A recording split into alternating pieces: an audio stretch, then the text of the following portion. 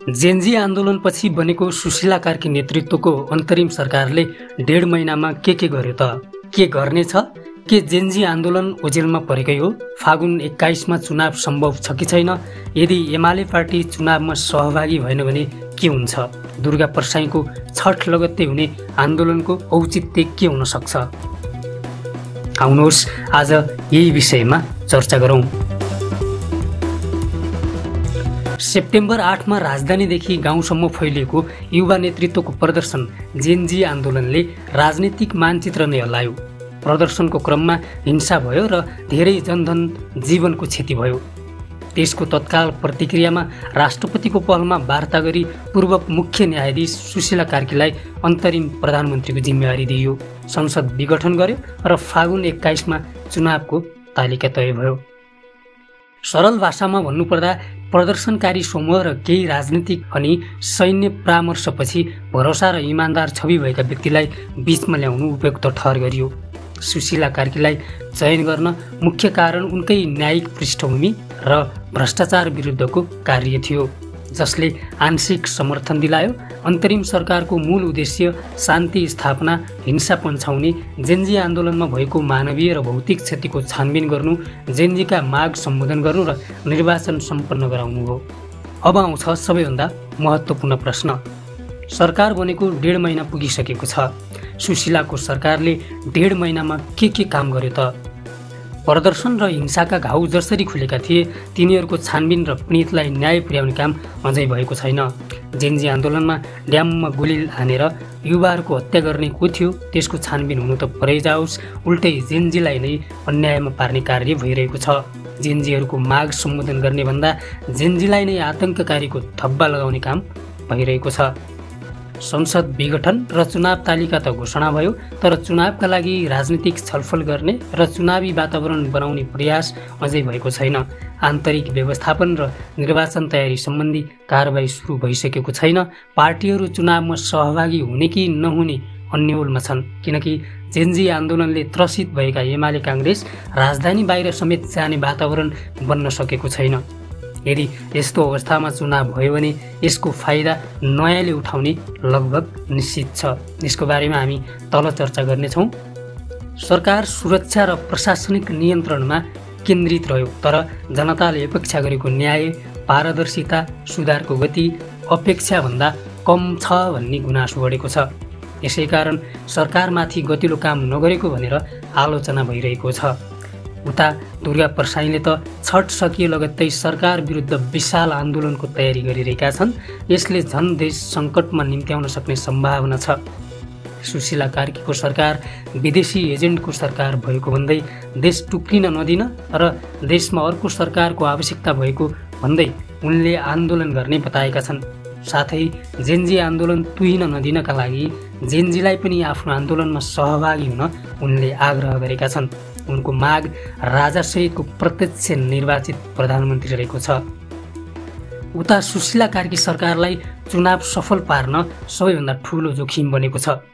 निर्वाचन आयोग, सुरक्षा बल, मतदाता रोल अपडेट, निर्वाचन सामग्री सबैको व्यवस्थापन चाहिन्छ। अन्तरिम सरकारले यी सबै कार्यलाई जति सक्दो छिटो र निष्पक्ष बनाउन सक्ला कि नसक्ला। यदि सुरक्षा र प्रशासनिक तयारी समयमै पुरा भयो भने चुनाव सम्भव छ, तर घोषणा मात्रै गरेर हुँदैन। सरकारको गति हेर्दा एकदम स्लो मोसनमा देखिन्छ।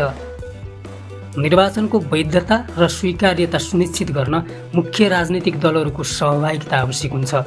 यहाँ ठुलो चुनौती एमाले अध्यक्ष केपी ओलीले चुनावमा भाग नलिने निर्णय गरेको अवस्था छ।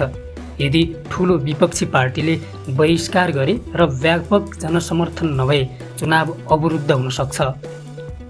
चुनावकै बेला शान्ति नहुने डर छ। यदि प्रदर्शनकारी र विरोधी समूहहरूले ठुलो विरोध गर्दै हिंसा गरे भने निर्वाचन स्थगित र अप्रभावकारी हुन सक्छ।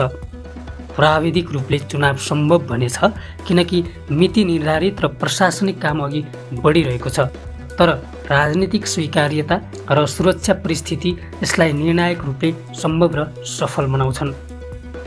यदि एमाले पार्टीले चुनाव बहिष्कार गरेमा के हुन सक्छ? कम मतदाता, टर्नआउट र वैधता सम्बन्धी प्रश्न उठ्न सक्छ।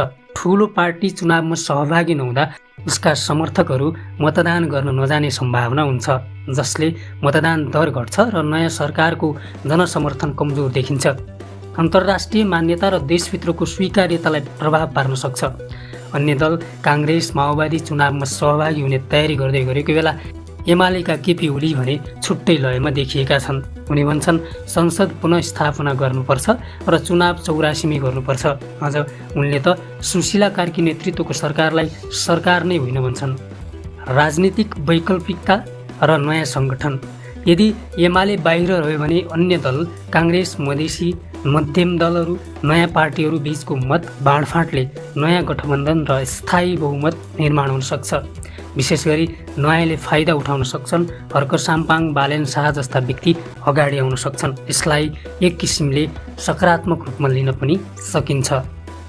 कानुनी र संवैधानिक जटिलताहरू पनि थुप्रै छन्। चुनावमा भाग नलिनु संवैधानिक अधिकार हो, तर यदि धेरै दलहरूले भाग नलिए र राजनीतिक रिकभरी असम्भव भयो भने राष्ट्रपति अन्तरिम संयन्त्रले पुनः वार्ता मध्यस्थता वा फेरि निर्वाचन मिति तय गर्नुपर्ने अवस्था आउन सक्छ।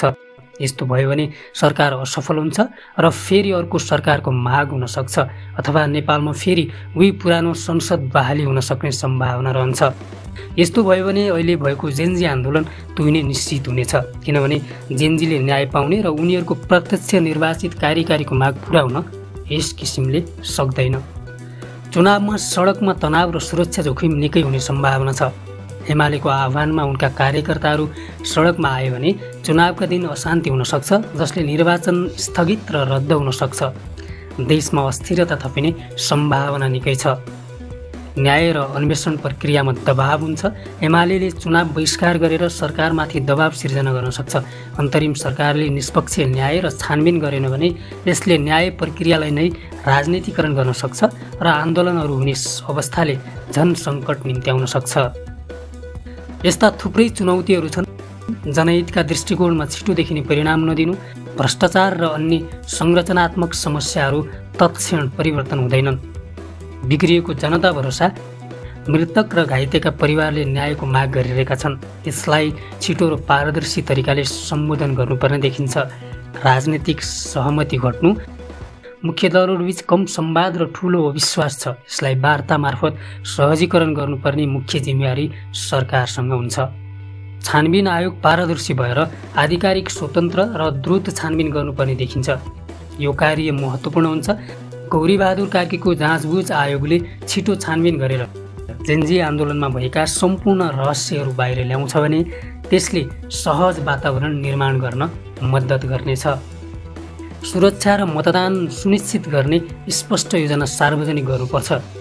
निर्वाचन आयोगसँग संयुक्त रूपमा सुरक्षा कवच, मतदान केन्द्रहरूको सूची र व्यवस्था खुल्ला राख्नुपर्ने देखिन्छ। चुनाव प्रसार सम्बन्धी मापदण्ड पनि कडा गर्नुपर्ने देखिन्छ। एमाले लगायत सबै प्रमुख दलसँग शान्त वार्ता र सुनिश्चित ग्यारेन्टी दिनुपर्छ कि चुनाव निष्पक्ष हुनेछ। संवाद विफल भएमा वैकल्पिक रणनीति अपनाउनु पर्ने हुन्छ। त्यसको तयारी पनि सरकारले गर्नुपर्ने हुन्छ। सार्वजनिक सन्देशमा पारदर्शिता, मृतक परिवार गुमेका निजी सम्पत्तिको भरपाई र तत्काल सहायताका लागि कार्यक्रम चलाउनुपर्छ। नत्र चुनावमा सबैभन्दा खतरा उनीहरूबाटै हुन सक्छ। हाम्रो निचोड यो छ कि अहिलेको अवस्थामा अन्तरिम सरकारले प्रशासनिक र सुरक्षा पक्षमा केही अघि बढेको देखिन्छ र चुनाव मिति तय भएकाले प्राविधिक रूपमा चुनाव सम्भव देखिन्छ, तर राजनीतिक स्वीकार्यता र सुरक्षा शान्ति नै निर्णायक छन्।